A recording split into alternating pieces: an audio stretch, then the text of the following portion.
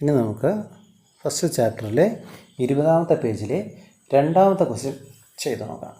Question ഇങ്ങനെയാണ്: ഒരു സമാന്തര ശ്രേണിയുടെ 5ാം പദം 21ഉം 9ാം പദം 41ഉമാണ്. ശ്രേണിയിലെ ആദ്യത്തെ പദം എന്താണ്? ശ്രേണിയുടെ 3ാം പദം എന്താണ്? അപ്പോൾ നമുക്ക് ആൻസർ ഇങ്ങനെ വരും.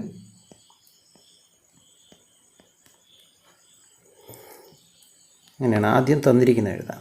5ാം പദം x5 സമം എത്ര? 21. അടുത്തത് 9ാം പദം x9 സമം 41. ഇനി കണ്ടുപിടിക്കേണ്ടത് ആദ്യത്തെ പദം x1 = മാർക്ക്.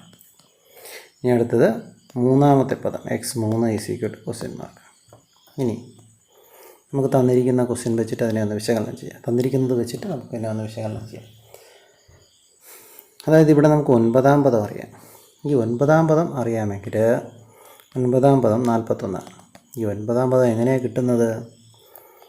ഈ 5ാം പദത്തിൻ്റെ കൂടെ 4 തവണ പൊതുവ്യത്യാസം കൂട്ടുമ്പോഴാണ് 9ാം പദം കിട്ടുന്നത്. അതായത് x5ൻ്റെ കൂടെ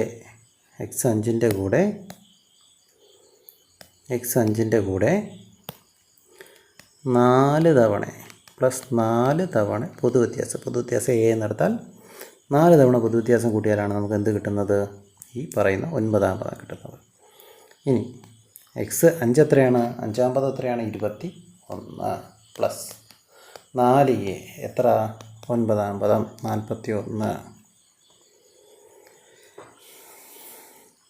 അതായത് 21 പ്ലസ് 4a സമം 41. ഇനി നമുക്ക് ഇതേ ക്വസ്റ്റിനെ മറ്റൊരു രീതിയിൽ വിശകലനം ചെയ്യാം. 4a കൂടെ 21 കൂട്ടിയാൽ 41. 4a കൂടെ 21 കൂട്ടിയില്ലായിരുന്നെങ്കിലോ?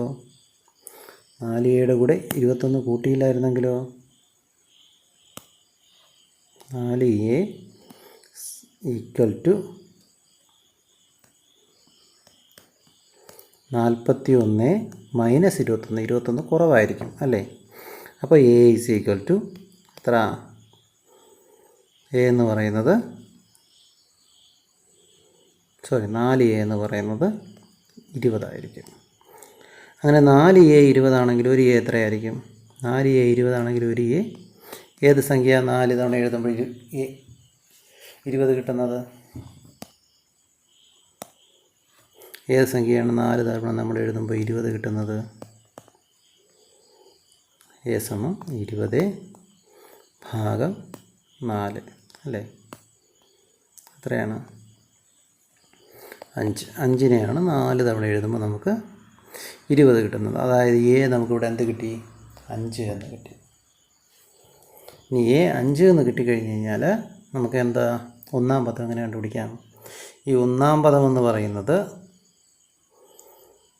5ാം പദത്തിൻ്റെ കൂടെ എത്ര തവണ പൊതുവ്യത്യാസം കുറയ്ക്കുന്നതാണ്? 4 തവണ പൊതുവ്യത്യാസം കുറയ്ക്കുന്നതാണ്. കറക്റ്റ് അല്ലേ? 5ാം പദം കിട്ടുന്നത് എങ്ങനെയാണ്? 5ാം പദം കിട്ടുന്നത് 1ാം പദത്തിൻ്റെ കൂടെ 4 തവണ പൊതുവ്യത്യാസം കൂട്ടുമ്പോഴാണ് നമുക്ക് എന്ത് കിട്ടുന്നത്? 5ാം പദം കിട്ടുന്നത്. അങ്ങനെയാണെങ്കിൽ 5ാം പദത്തിൽ നിന്ന് 1ാം പദം കണ്ടുപിടിക്കാൻ എന്ത് ചെയ്താൽ മതി?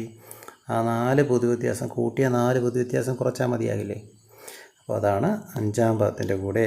അപ്പോൾ 5ാം പദം എത്രയാണ്? 21. 21ൻ്റെ കൂടെ 4 തവണ 4 പൊതുവ്യത്യാസം. അപ്പോൾ 4a എത്രയാണ്? ആക്ച്വലി 4a നമുക്കറിയാം. 4 × a. ഇവിടെ 20 നമുക്ക് ഡയറക്റ്റ് തന്നെ അറിയാം. എങ്ങനെ അറിയുന്നവർക്ക് അങ്ങനെ എഴുതാം, അല്ലെന്നുണ്ടെങ്കിൽ ഇങ്ങനെ ചെയ്യാം.